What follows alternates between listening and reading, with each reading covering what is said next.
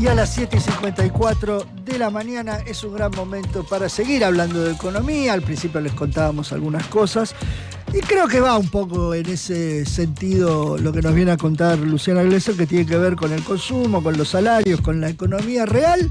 Un poquito de economía real, salgamos hasta de fiesta. Empalaga tanta fiesta. Eso le iba a decir. Tanta joda. ¿No? No, hay que bajar en algún momento. Bajar es lo peor, pero hay que bajar. En algún momento la economía real. Como es, había una bebida que dice, cortemos con la dulzura. Cortemos con la dulzura. Sí, basta. Paso de los toros. Basta. Llegó Basta paso de estar los perreando en el medio de la pista de la fiesta financiera. ¿Por qué? Porque ayer me encontré en el bondi con Lisandro Clery. Me lo encontré en el bondi, en el 146. ¿Saben quién es Lisandro Clery? Él manejaba el Fondo de Garantía de Sustentabilidad del ANSES. No sé si previo a eso, de su currículum recuerdo haber manejado el Fondo de Garantía de Sustentabilidad, que es la torta de plata que recuperó el Estado a partir de la estatización de las AFJP y todas las acciones de las empresas, que lo disparó fuerte bajo la gestión de Diego Bocio en el segundo gobierno de Cristina Fernández de Kirchner, y cuando asumió Sergio Massa el Ministerio de Economía, a mediados del año pasado, ¿fue lo de Sergio Massa? ¿O hace un año y medio? Sí. Agosto del 2022. Claro, ya del anterior, 22. del 2022. Cuando asumió Sergio Massa el Ministerio de Economía, lo nombró a Clery como vicepresidente, uno de los vicepresidentes del Banco Central, que tiene un cuerpo de vicepresidentes, no recuerdo si son 3 o 5 en este momento, pero era uno del equipo de los vicepresidentes. Estaba ahí sentado Lisandro Clery y me dice, mira, Glesser, esto es simple. Me dice, si en el mercado financiero la están levantando el pala, y se genera un montón de rentabilidad, es porque la economía real está mal, digo, siempre y en todos los casos, porque es una absorción de recursos, digo, los recursos son los mismos.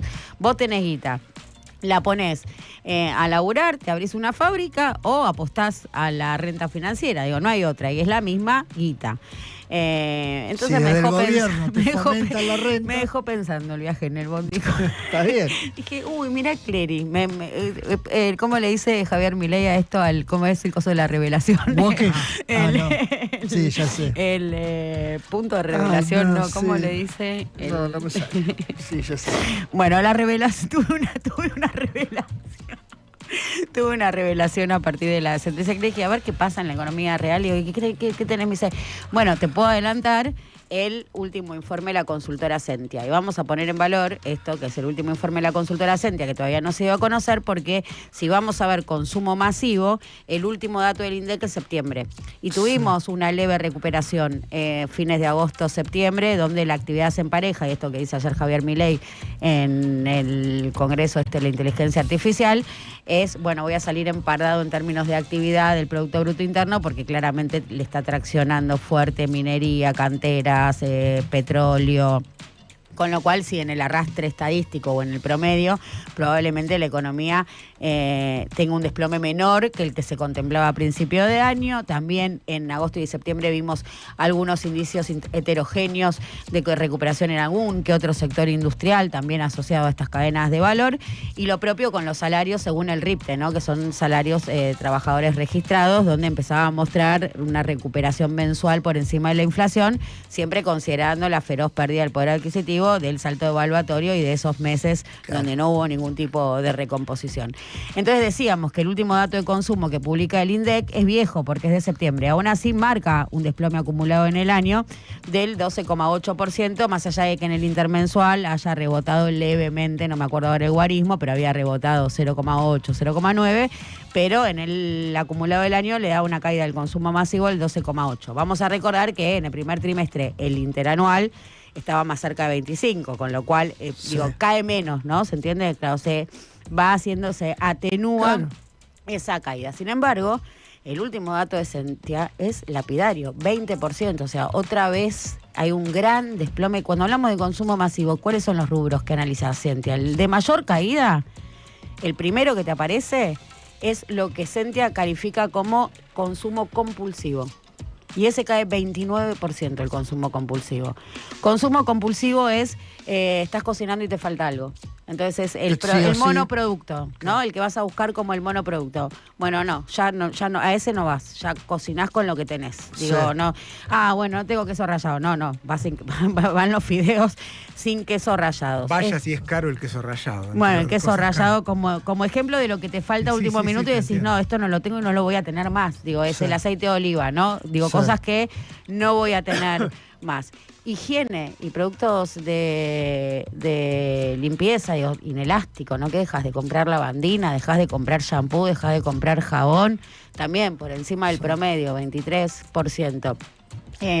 Tan dramático es el tema del consumo masivo. Entonces, ¿qué te dicen los comerciantes, no? Los tipos que tienen los negocios de cercanía, una librería, claro. Bueno, los tipos que están laburando para el mercado interno, para la demanda local, dicen, necesitamos una recomposición salarial. ¿Pero cómo? Sí. ¿Cómo recomposición salarial? Si está creciendo los salarios por encima de la inflación, lo dice Guillermo Franco, lo dice Javier Milei, lo dice todo el mundo. Bueno, ahí tenés justamente un punto neurálgico, nodal, de la cuestión, ¿no? Que es la economía en negro. Digo, y ahí, para ver que se explica el 50% de la dinámica doméstica, y mucho tiene que ver esto con la pérdida del valor trabajo, esto de reivindicar derechos que ya no existen, el aguinaldo, digo, esa separación que tuvo el peronismo con su base, ¿no? Porque ahora están mucho más cerca de ser todos rapis, ¿no? Esa es la figura. Sí.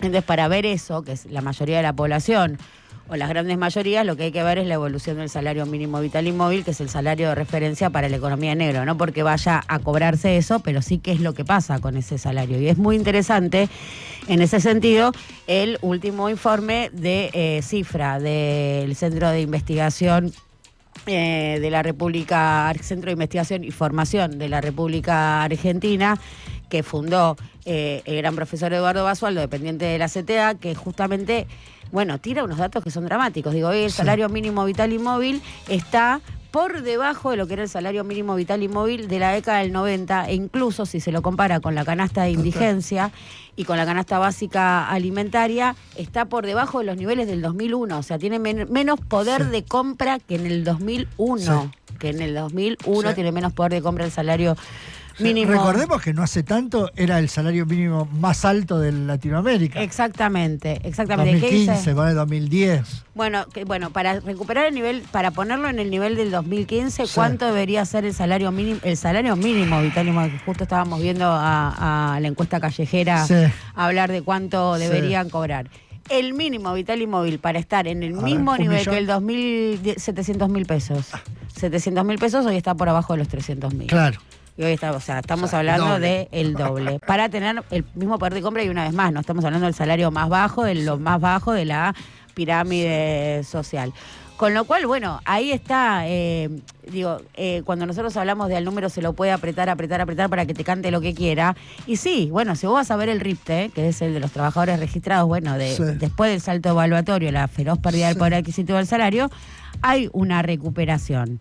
Sobre todo lo que se ve a partir de esta suerte de sensación de mejora, que hay una parte de la población que lo refleja, y también hay que decirlo porque eso también se ve en las encuestas. Tenemos un mapa de encuestas que muestran una recomposición de la imagen positiva, una confianza en el gobierno, una sensación de que estamos mejor en la letra grande, ¿no?, de las consultoras, porque esto también presentan escenarios que prestan a la confusión, porque en la letra, en el título que rescatan todos los diarios, sucede esto, es cierto, hay una recuperación y una sensación de bienestar muy vinculada a la contención de la inflación, porque esa es la sensación que tenés de alivio, es que vas a ir a comprar y te va a salir más o menos lo mismo. Ahora, ¿cómo juega la incidencia del aumento de tarifas en esto de la pérdida del consumo? Digo, ¿cuánto de esto de que el consumo compulsivo desaparece porque tengo que pagar la luz o porque tengo que pagar? Te llegan 100 lucas, 150 lucas de luz y todos los cálculos. No compras más que zorras, no compras más. Y ahí la modificación de los términos del patrón de consumo. Pero una vez más, yendo al tema de las estadísticas, y bueno, es cierto que si vas a ver trabajadores asalariados registrados, bueno, hay una evolución que de un tiempo a esta parte lo dan parejo con la inflación, con una inflación que hasta ahora está contenida, con lo cual esto produce el alivio y lo reflejan en las encuestas. Ahora, ¿le puedo sumar algo? Yo tengo trabajo en blanco. Yo me acuerdo que en agosto le dije a Lorena Álvarez, está repuntando por sobre la inflación. Y ahora le voy a decir una cosa, los dos, o sea, lo que cobramos en diciembre y lo que cobramos en noviembre, el aumento se frenó, porque se frenó la inflación, entonces el aumento del 2% no te representa mucho en el sueldo. Y además, como te decía el otro día, el fin de semana noté como que algunas cosas estaban aumentando, supermercados, restaurantes, y qué sé yo. Entonces mi economía, no sé después. O sea, ya no tengo eso que decía en agosto, le estamos ganando la inflación. Está como más pareja la cosa, más complicada. Bueno, sí, hay heterogeneidades, ¿no? Se presentan las heterogeneidades en los distintos sectores. Por ejemplo, localidades más vinculadas a sectores que están traccionando la actividad, van a tener otra realidad y la van a contar distinto que la puede contar. Pero una vez más, en el promedio y en el arrastre estadístico, cuando Francos o Milei dicen, estoy mejor que a comienzos de año, hay un dato que es claro, que es ese. Ahora bien, cuando uno va a ver a quién está afectando, porque esto es, ¿no? En la palabra segmentación me suena muy a política energética, pero cuando uno va en el desagregado, ¿no? En el desagregado, porque esto es lo que hay que ver, en el desagregado de quiénes pierden y quiénes ganan, es dramático quienes están perdiendo porque es muy difícil de recuperar desde ese lugar. Es mucho más trabajoso recuperar desde el fondo. Y también, charlando para cerrar un poco el comentario y cómo cerró la conversación con Clery, con quien viajamos hasta el microcentro, hasta el microcentro en el 146. Igual que suerte que tiene usted, se toma el colectivo y la resuelve en una columna. Sí, me encontré con Clery, no me es que me encontré con Clery. Y Clery manejó el Fondo de Garantía de Sustentabilidad, lo disparó, es un Chicago Boy, además. Subió, ¿no? En la época de sí, Cristina, laburó 5 veces. con Bocio, sabe un montón. Sí. Yo estaba ahí sentadito en el 146. Sí. Y entonces le preguntaba, porque le digo, ¿te estás preparando para volver? ¿Vas a volver al sector público?